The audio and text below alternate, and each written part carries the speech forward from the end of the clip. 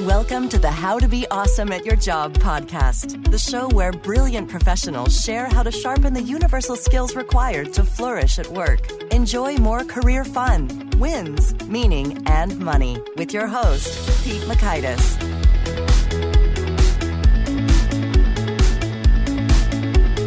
Hello, and thanks so much for joining us here for episode 159 with Tasha Eurich.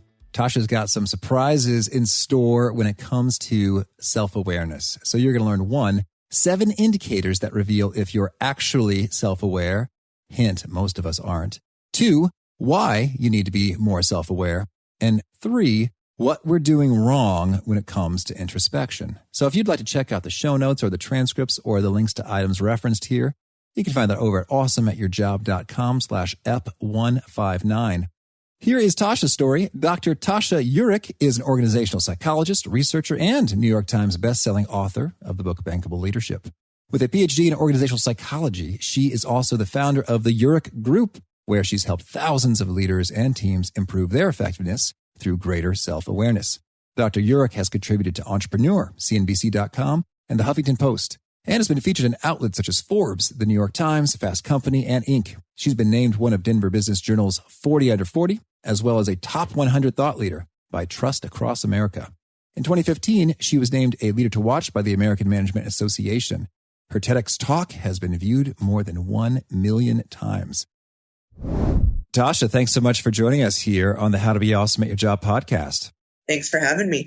Well, I got a real kick out of your TEDx talk, learning to be awesome at anything you do. I think that you have excellent taste in titling things.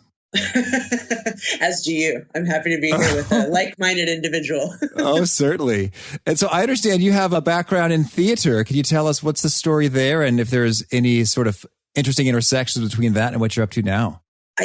Much to my parents' chagrin, I was a theater major in college and really just loved acting. I did it pretty much my whole life. I did a little bit of professional work in Denver, but realized that I wanted to have, health insurance and a steady job and maybe own a house. So I ended up not going into theater, but going into psychology. And I never imagined that my path would take me back to sort of a theater-related world. But as a keynote speaker, I use so many of the techniques and the tips that I learned, from that world. So things kind of just come together sometimes in really interesting ways.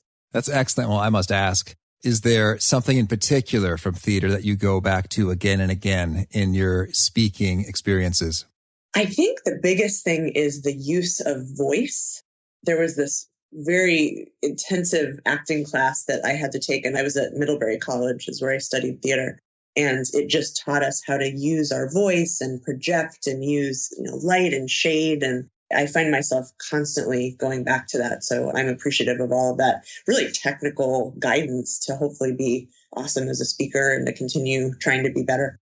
Excellent. Well, so now could you tell us what's the big idea in your book, Insight? The big idea is self-awareness is one of the most important and one of the most misunderstood critical skills of success, both in the workplace and in life in general. And the reason I wanted to write this book was, first of all, there are so many myths around what it takes to become more self-aware. And then even more importantly, I think most people are not as self-aware as they think they are. So my mission in life right now is to help bring these concepts and tools to people so they can really take charge of their lives and have a clear appreciation of sort of who they see when they look in the mirror and reach the success that they want to achieve at work and in life. All right. Well, so I'm so intrigued then. Let's talk a little about some of the data here. You say that just about everybody thinks that they are self-aware, but in fact, only perhaps a 10th or 15% of folks really are. How are we measuring these things in the first place in terms of the perception and the reality? Yeah, well, that's exactly right. So the perception is just asking people. In psychology, we call it self-report. So I say on a scale of 1 to 10, how self-aware, or I would say, do you think you're self-aware? Strongly agree, strongly disagree, all that sort of normal testing and measurement stuff. But measuring self-awareness in actuality ended up being a lot harder than we thought. And the preface to this is I've been an organizational psychologist for about 15 years, but I've spent the last 3 years of my career deeply diving into this topic. And so it actually took us more than a year to come up with an assessment to measure self-awareness. And, you go back to that statistic that you gave. I found that 95% of people think they're self-aware. And so what we couldn't do was send out a call and say, hey, are you self-aware? Why don't you participate in our study? Because obviously we are not always the best judges of that. So right. The assessment is, you contribute your thoughts and then someone else who knows you well contributes their thoughts. And actually a version of that is, if your listeners are intrigued to know their level of self-awareness, I can tell you at the end about a place where they can find a shorter version of that assessment to take themselves. Yes, certainly. So then I guess, how does it work? Like, one gets the stamp of actually self-aware based upon third parties? Right. That's the tricky part. One of the things I want to make sure I don't imply, and, that almost sort of suggests, is that we either are self-aware or we aren't. And we have to pick cutoff scores as researchers, and that's how we came up with those statistics. But the most important thing for anybody who might feel stuck in their career or stuck in a relationship or just feeling like they're not really achieving what they want to, it's a matter of daily incremental improvements in seeing ourselves clearly. And so I think as soon as we start to put ourselves in boxes, I'm either self-aware or I'm not self-aware, I think we start to miss the bigger picture. I hear you. And so then could you give us just a quick kind of gauge or acid test for, this is what we saw or how we know that someone is on the higher end of the continuum or spectrum for self-awareness versus the lower end? So in our research, we found in studying highly self-aware people that they had 7 types of insight about themselves. And I'll just sort of name them briefly. 1 is they knew what they valued, what was important to them. 2 was they understood what they were passionate about, what they loved to do, and what really got them out of bed in the morning. 3 was their aspirations. So that was, what did they want to not just achieve in their life, but experience? Why were they kind of there on the planet? The 4th was they understood something called fit, which is knowing the environment that's going to help you be happy and engaged and thrive. The next was something called patterns, which is basically your personality. Are you introverted? Are you extroverted? Do you tend to be very organized, very disorganized?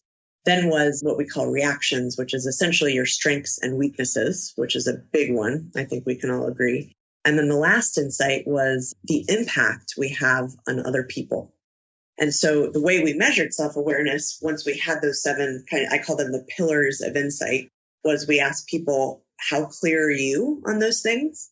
And then we asked someone who knew them well, how clear do you think they are? And if they sort of passed both tests, and there were a couple of other things, but in general, that was how we deemed someone, yes, you're on the higher end of the spectrum if you had that type of clarity about those things, and if someone who knew you well tended to agree. Yeah, I'm intrigued. I'm thinking about a friend of mine who once told me that he was jealous of me because I seem so passionate about some areas of work and career and what I'm trying to do, and that he didn't know if he would ever find something that he would feel as passionate about. And so in a way that sounded sad to me at the time. But I'm kind of wondering, on that particular dimension, do some people just sort of have less total passion, or is it that they're just not yet aware of it? Yeah, I think probably for most people who are maybe not satisfied with what they're doing, I choose to believe that it's because they haven't found what really gets them going. I do think there might be people who just don't sort of have that same level of excitement about everything. I tend to consider myself on the high end of, I just get so excited. Sometimes it's alarming to people.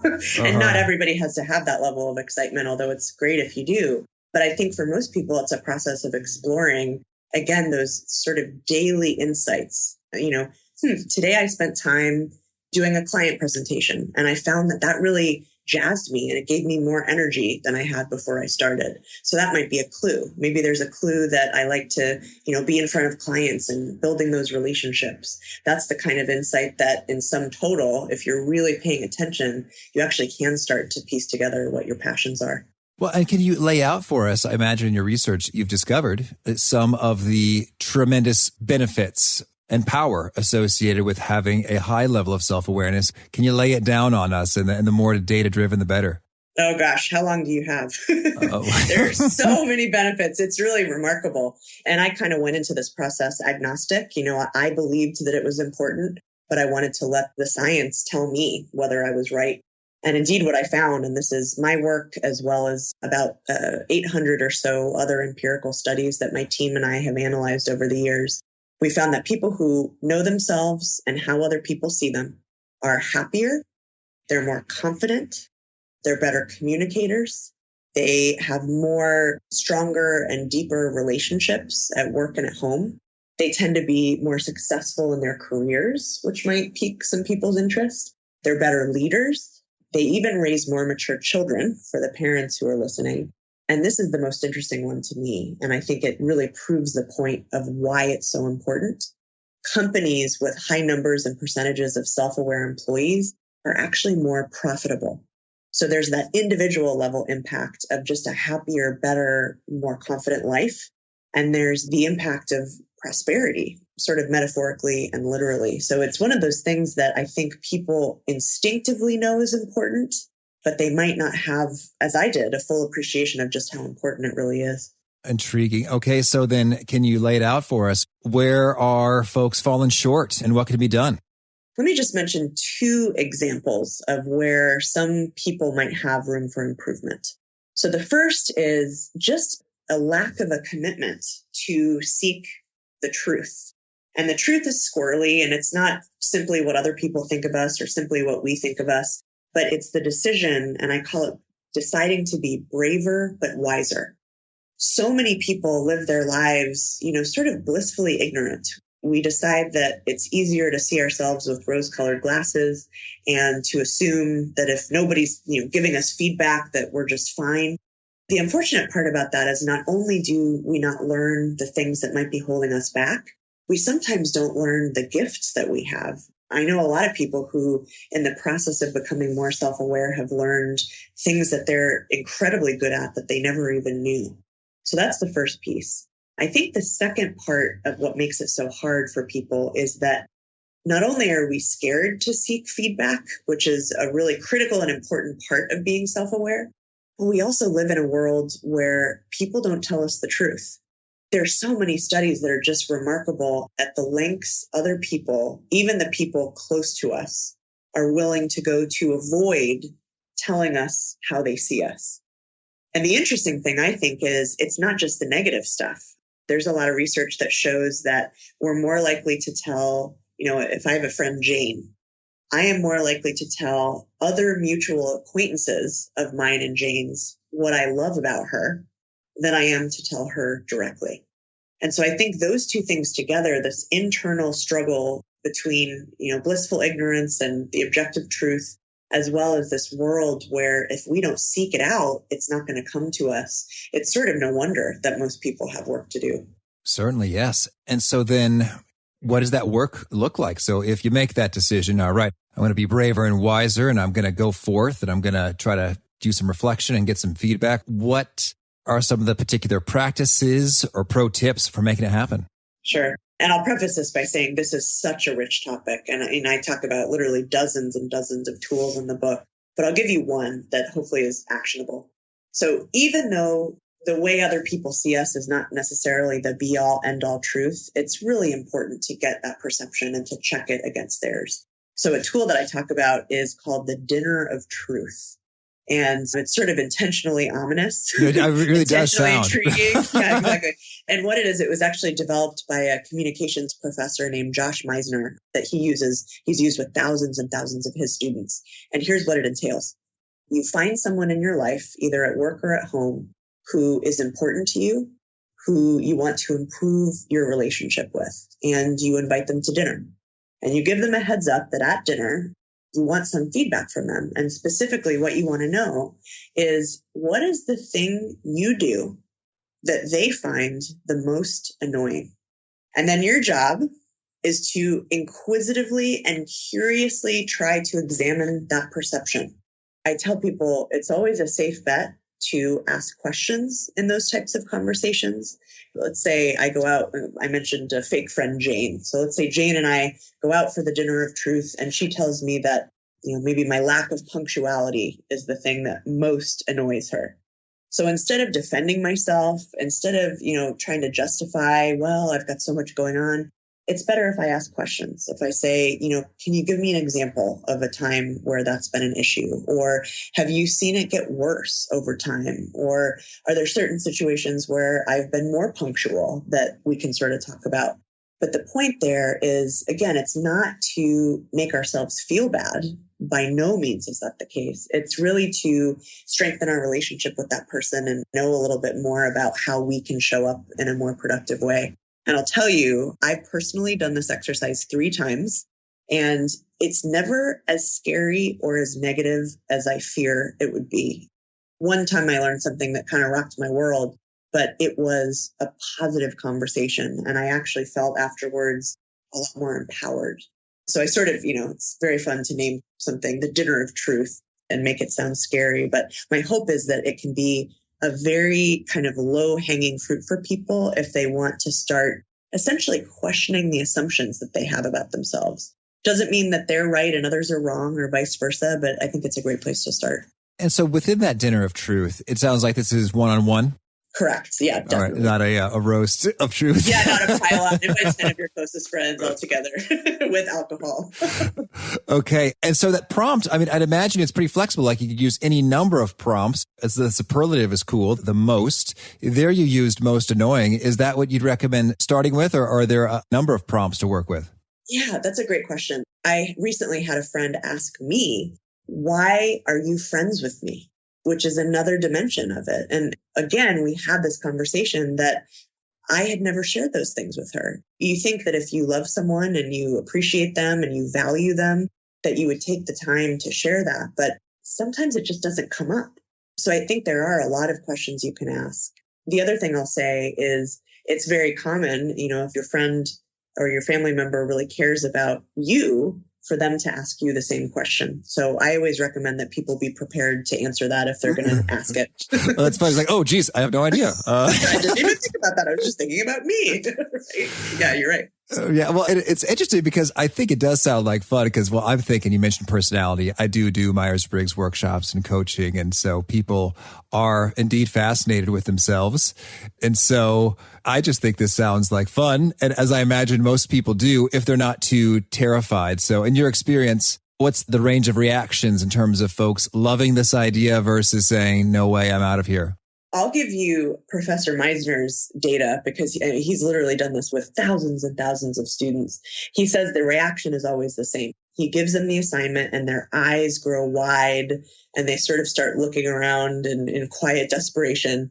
And then he gives them some of the tools that I just shared about, here's how to have a good conversation that will be as unscary as possible. And inevitably, they remain kind of scared. But because it's a required assignment, they go do it and they come back. And to a person, I think he said he's never heard someone say that it wasn't a positive, valuable experience. So in a lot of ways, it's like a lot of scary things that we do that are good for us. Anytime we take a risk at work or we get a promotion that we don't feel totally ready for, we have the choice to make. Do I want to jump in or do I want to let fear hold me back? And I think that the truly courageous people appreciate their fear. There's an FDR quote about this. It's courage isn't the absence of fear. It's the feeling that something is more important than the fear. And I think in that case, this is that insight and that self-awareness. Oh, excellent. Thank you. And so now can you share a little bit? Are there some additional tools that can make a world of impact here? Sure. So we talked about the external self-awareness, which is understanding how other people see us. Let's look at a tool for internal self-awareness, which is that inward understanding of who we are and what we value and all of that good stuff. So people inclined towards self-improvement often spend a lot of time introspecting. And a really common way that people do that is, they might go to therapy, they might journal, they might even just ask themselves questions like, well, why am I like this? Or why did I do that? And something that I was shocked to learn that was very well established in research is that a lot of times that type of thinking where we try to dig deeply into our inner subconscious and find these essential principles or truths about ourselves, a lot of that work not only are we usually wrong about the answers we think we discover, but the process itself can do more harm than good. So, for example, when we do that, when we ask ourselves, let's say I have a fight with my husband and I say, gosh, why is this happening? Why can't we have a better relationship? Why have I gone so wrong? That gets me in an unproductive spiral where, and this has been shown, you feel depression, you feel anxiety, you feel hopelessness. And so one really easy way to change that conversation is to go from why questions to what questions. So in that same example, instead of all those why, downward spiral kind of directions I might take, what I might say instead is, what do I want out of this relationship? Or what do I need to do in the future to make sure this doesn't happen?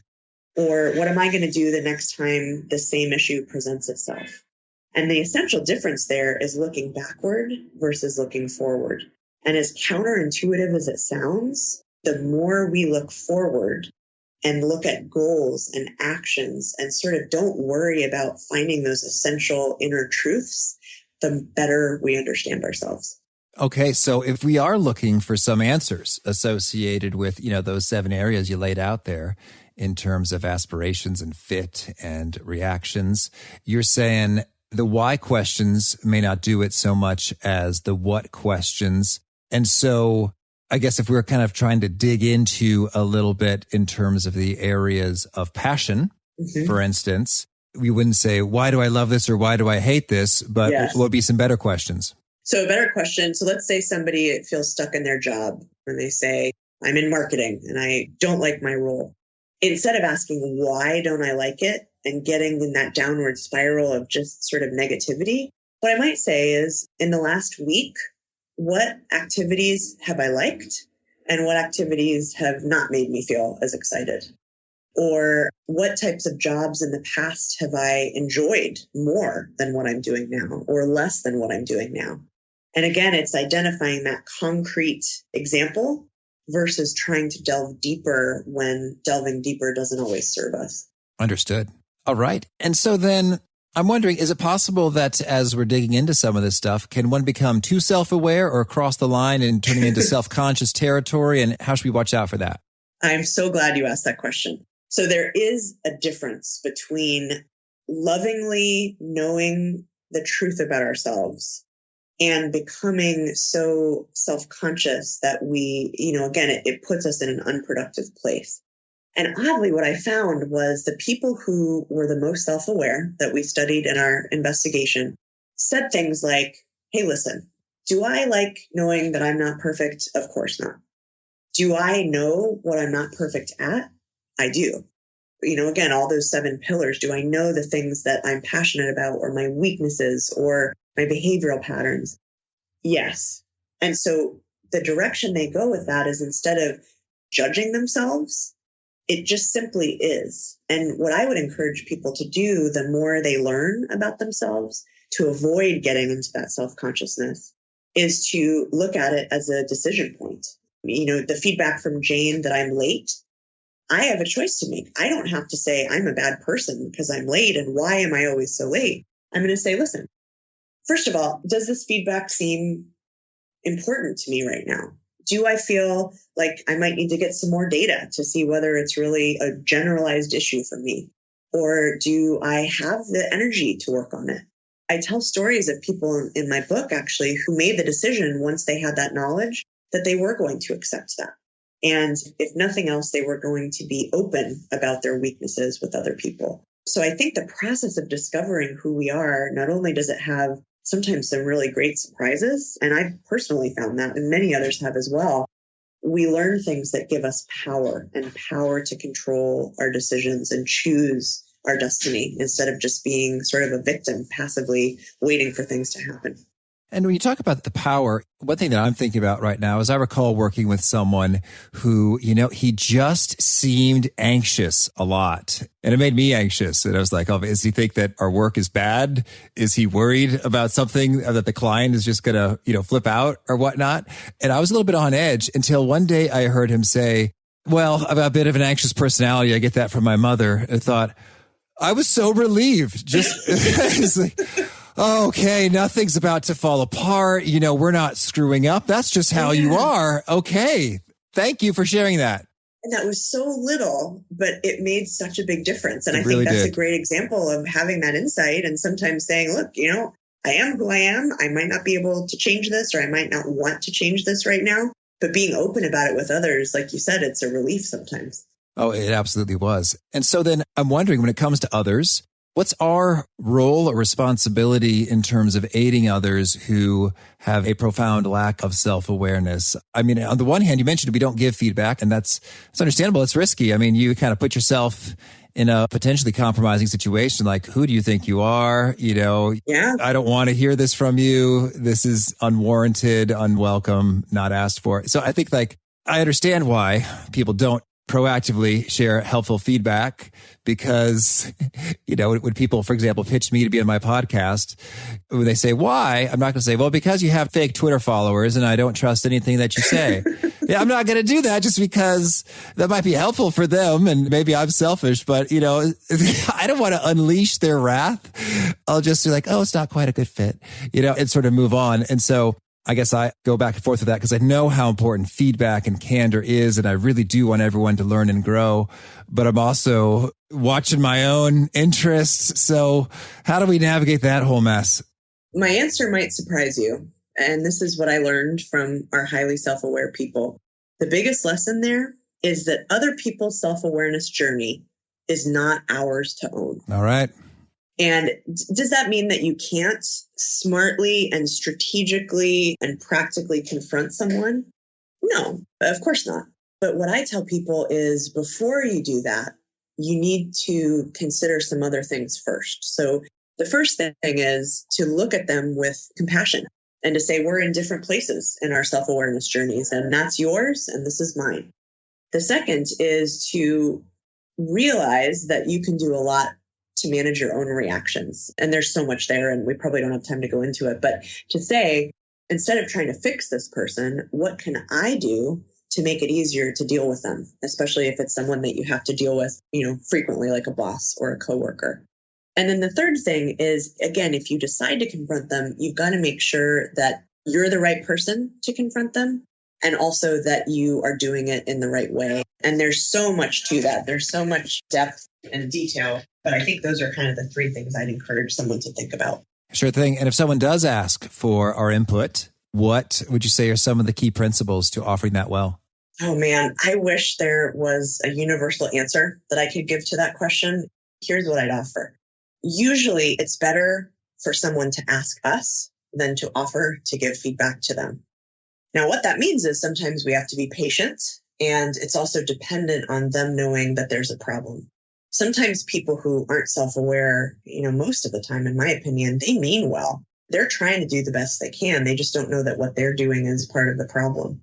And so I think if we're strategic about it, sometimes there is that opportunity. I tell the story in a book of a board chair for a nonprofit who has a new board member who comes in and is just alienating everyone. And she's sort of watching it and thinking, what should I do? Should I say something? Should I not say something? And she decides not to because she doesn't want to alienate him even more. But lo and behold, a month or two later, he approaches her and says, I don't know what's going on. I don't know why these people don't like me, but could I talk to you about it? And so then she was in the position to say, well, I'd be happy to share with you my observations. Would that be okay? Would that be helpful? And so anytime we're in that situation where we can give something to someone that they've requested is a completely different conversation. And I think that goes back to the idea that other people's self-awareness journeys are not ours to own. Oh, excellent. Thank you. Well, tell me, Tasha, is there anything else you want to make sure that we cover prior to hearing about some of your favorite things? Gosh, I feel like we've covered so much ground. Yeah, a lot of the big major topics I think we've covered. So yeah, I'm good. All right, then. Well, now could you start us off by sharing a favorite quote, something you find inspiring? Oh, gosh. Well, probably my favorite quote of all time is Goethe, the German poet. He says, whatever you do or dream you can, begin it. Boldness has genius, power, and magic in it. And that was actually the quote. I came across that when I first left the Fortune 500 world about 5 or 6 years ago to start my own company. And, without being overly dramatic, it was one of those moments of, like, oh, yes, that is what I have to do. And I also think there's a parallel to self-awareness. You've got to be bold. You've got to be brave. You've got to be courageous. But in doing that, that's where the magic is. Thank you. And how about a favorite study or experiment or piece of research you find yourself thinking about or citing often? I'm laughing because I love research probably more than anyone on the planet, so it's impossible to pick. But I think a lot of the research, one area we didn't cover too much today was just how much social media is impacting our levels of narcissism. Oh. And there's a direct and causal link, right? So I'll just briefly tell you the study. So it was 2 groups of students. The researchers randomly assigned them into 2 groups. One group, they had spend 20 minutes plotting their way to school on Google Maps. So online, but not on social media. Okay. The other group, and this was in the MySpace time, so in the dark ages of social media, they had them spend 20 minutes on their MySpace page, on their own profile. So they immediately measured both groups' levels of narcissism. And lo and behold, the map people, the non-social media people, did not show increases in narcissism. And the MySpace group showed significant and immediate increases in their level of narcissism. And I share that because I think we sometimes lose sight of just how much this whole whirlwind is affecting us. And one of the ways we can do that is to think about, how much time am I spending thinking about myself and posting about myself online and in real life? And how much am I really focusing on others? And the most self-aware people spent the most time, ironically, focused on other people. Well, yes, I think that is an intriguing study, particularly because I see so much on social media and I wonder, do you really think any of us care about that? It's self-awareness. 101. Like food is what comes to mind the most. I mean, if it's sort of necessary to tweet or share on Facebook your plate, I mean, I need to be blown away by what's on that plate to think that was worth sharing.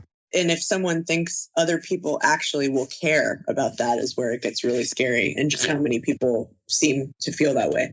Right. Okay. And now how about a favorite book?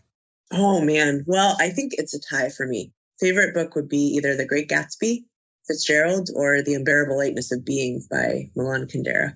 Thank you. And how about a favorite tool, something you use frequently to be awesome at your job? The what, not why tool for me personally that I shared a little bit ago, I've started using that more even just in the last week or two. And it's blown me away how differently I'm looking at the challenges I'm facing. So for me, I think that's just a very powerful one that is feeling relevant to me right now. All right. And how about a favorite habit or personal practice that helps you flourish? It would be spending time with my 5-pound rescue poodle named Fred, who always relaxes me and makes me smile. Beautiful. And would you say there's a particular nugget or articulation of some of your message or wisdom that really seems to get people nodding their heads, taking notes, and connecting with what you're saying? There's so much richness to this topic. It's hard to pick one thing. But what I've seen people really respond to is this idea of self-awareness as personal empowerment. And not having it be an exercise in self-loathing, but the opposite, right? Which is lifting ourselves up and giving ourselves more control over our destiny. And it really is a positive message. I wouldn't want anyone to end this podcast thinking that it was anything else. Okay. And if folks want to learn more or get in touch, where would you point them to? I would actually, to give them some value, I would point them to a free quiz that I have available as part of the book where they can get their level of self-awareness. The one that I mentioned earlier is at www.insight-quiz.com. And there's also a link to find out more about the book there. Okay. And Tasha, is there a final challenge or call to action you'd issue forth to folks looking to be more awesome at their jobs? That one's simple. If you want to be awesome at your job, you have to be self-aware. And are you going to make the choice to be braver but wiser, or blissfully ignorant? Perfect. Not to make it dramatic or anything, but I feel pretty strongly. I don't want to be blissfully ignorant, nor do I want to be blissfully ignorant of your calendar, which is full of interviews today. So, Tasha, thanks so much for making this time. It's been a real treat, and I hope that your book Insight is a smashing success, and you're making a big impact here. Thanks so much, Pete. Happy to be here. I loved Tasha's challenging question. Are you going to make the choice to be braver but wiser or blissfully ignorant? Something that courage and humility can really accelerate your growth if you're willing to go there to build your self-awareness. So that's so handy. Again, if you'd like to check out the show notes or the transcript or the links to items referenced, you can find that over at awesomeatyourjob.com/ep159. And I do hope you'll push subscribe so you won't miss folks like our very next guest. We have got Paul Ciarto. Paul has some wisdom when it comes to the discipline of martial arts and how he's applied that to great effect in making good things happen in a quick career climb. So I hope to catch you then. Peace. Thanks for joining us for today's episode. To get the most out of this conversation, visit awesomeatyourjob.com to find today's show notes, transcript, and infographic summary cheat sheet. For more entertaining professional skill sharpening, be sure to subscribe to catch the next episode of How to Be Awesome at Your Job.